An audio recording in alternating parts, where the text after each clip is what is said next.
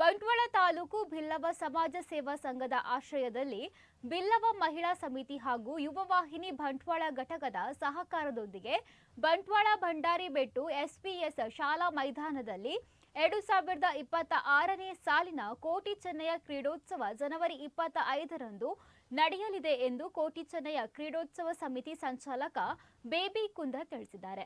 ಅವರು ಬಿಸಿ ರೋಡ್ನಲ್ಲಿ ಕರೆದ ಸುದ್ದಿಗೋಷ್ಠಿಯಲ್ಲಿ ಮಾತನಾಡಿದ್ದಾರೆ.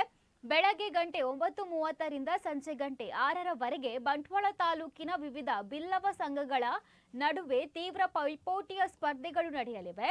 ಪುರುಷರ ವಿಭಾಗದಲ್ಲಿ ಕಬಡ್ಡಿ, ಹಗ್ಗಜಗ್ಗಾಟ, ವಾಲಿಬಾಲ್, ಮಹಿಳೆಯರ ವಿಭಾಗದಲ್ಲಿ ಥ್ರೋಬಾಲ್, ಹಗ್ಗಜಗ್ಗಾಟ, ಗುಂಪು ಸ್ಪರ್ಧೆಗಳು ಮತ್ತು ವಿವಿಧ ವಿಭಾಗಗಳಲ್ಲಿ 50 ಮೀಟರ್, 100 ಮೀಟರ್, 200 ಮೀಟರ್ ರಿಲೇ, ಗುಂಡೆಸೆತ, ಉದ್ದ ಜಿಗಿತ, ನಡಿಗೆ ಹಾಗೂ ಲಕ್ಕಿ ಗೇಮ್ ಸ್ಪರ್ಧೆಗಳು ನಡೆಯಲಿವೆ. ಇನ್ನು ಈ ಸಂದರ್ಭದಲ್ಲಿ ಬಂಟ್ವಾಳ ತಾಲೂಕು ಬಿಲ್ಲವ ಸಂಘದ ಅಧ್ಯಕ್ಷ ಭುವನೇಶ್ ಪಚ್ಚಿನಟ್ಕ, ಕಾರ್ಯದರ್ಶಿ ದಿನೇಶ್ ಸುವರ್ಣರಾಯ್, ಕೋಶಾಧಿಕಾರಿ ಸುಂದರ ಪೂಜಾರಿ ಬೋಳಂಗಡಿ ಸೇರಿದಂತೆ ಮತ್ತಿತರರು ಉಪಸ್ಥಿತರಿದ್ದರು. ಬಂಟ್ವಾಳ ತಾಲೂಕು ಬಿಲ್ಲವ ಸಮಾಜ ಸೇವಾ ಸಂಘ ಅನೇಕ ಕಾರ್ಯಕ್ರಮ ಮಾಡಿಕೊಂಡು ಬಂದಿದೆ. ನಮ್ಮ ಅಧ್ಯಕ್ಷರಾದಂಥ ಭುವನೇಶ್ ಪಚ್ಚಿನಟ್ಕರ ನೇತೃತ್ವದಲ್ಲಿ ಕಳೆದ ತಿಂಗಳಿಗೆ ಒಂದು ಕಾರ್ಯಕ್ರಮ ನಡೀತಾ ಇದೆ. ಅದರಲ್ಲಿ ಮೊನ್ನೆ ಏಕತಾ ಭಜನೆ, ಆಮೇಲೆ ಗುರುವಂದನಾ ಕಾರ್ಯಕ್ರಮ, ವಿದ್ಯಾರ್ಥಿ ವೇತನ ಕಾರ್ಯಕ್ರಮ, ಇನ್ನು ಮುಂದಕ್ಕೆ ಕೂಡ ಬೇರೆ ಬೇರೆ ಅವರ ಯೋಜನೆಗಳಿವೆ. ಅದನ್ನು ಮುಂದಿನ ದಿನ ನಾವು ತಿಳಿಸಲಿಕ್ಕೆ ಸಂತೋಷ ಪಡ್ತಿದ್ದೇವೆ.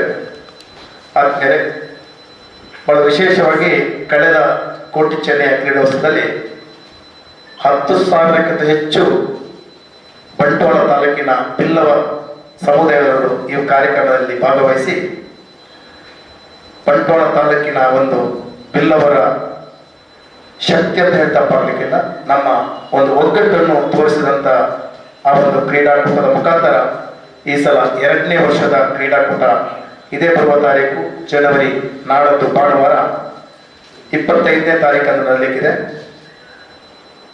ಈ ಕಾರ್ಯಕ್ರಮ ಕಳೆದ ವರ್ಷ ಯಾವೆಲ್ಲ ಕ್ರೀಡಾಕೂಟ ಆಗಿದೆ ಅದೇ ರೀತಿ ಕ್ರೀಡಾಕೂಟ ನಡೀತಾ ಇದೆ. ವಿಶೇಷವಾಗಿ ನಮ್ಮ ದೇಶದ ಮಣ್ಣಿನ ಆಟ ಕಬಡ್ಡಿ ಆಟ. ಆ ಕಬಡ್ಡಿ ಆಟ ಕಳೆದ ಸಲ ನಾವು ಮಣ್ಣಿನಲ್ಲಿ ಆಡಿಸಿದ್ದೆವು. ಆದರೆ ನಮ್ಮ ಅಧ್ಯಕ್ಷರು ಉಪಾಧ್ಯಕ್ಷರ ಅಪೇಕ್ಷೆ ಮೇರೆಗೆ ನಾವು ಕೂಡ ಈಗ ಅಂತಾರಾಷ್ಟ್ರೀಯ ಮಟ್ಟದಲ್ಲಿ ಮ್ಯಾಟಲ್ಲಿ ಕಬಡ್ಡಿ ಆಗ್ತದೆ. ನಮ್ಮ ಬಂಟ್ವಾಳ ತಾಲೂಕಿನಲ್ಲಿ ಕೂಡ 10ರಿಂದ 15 ಜನ ರಾಜ್ಯ ಮಟ್ಟದ ಕಬಡ್ಡಿ ಆಟಗಾರರಿದ್ದಾರೆ. ಆದ್ದರಿಂದ ಅವರು ಕೂಡ ಮ್ಯಾಟಲ್ಲಿ ಆಡುವಂಥ ಆಟ. ಆದ್ದರಿಂದ ನಮ್ಮ ಸಮುದಾಯದವರು ಕೂಡ ಮ್ಯಾಟಲ್ಲೇ ಆಡಿ ತಮ್ಮ ಪ್ರತಿಭೆಯನ್ನು ತೋರಿಸ್ಬೇಕಂತೇಳಿ ಈ ಸಲ ನಾವು ಮ್ಯಾಟ್ ಕಬಡ್ಡಿಯನ್ನು ಥ್ರೋ ಮಾದರಿಯಲ್ಲಿ ಆಡಿಸ್ತಾ ಇದ್ದೇವೆ.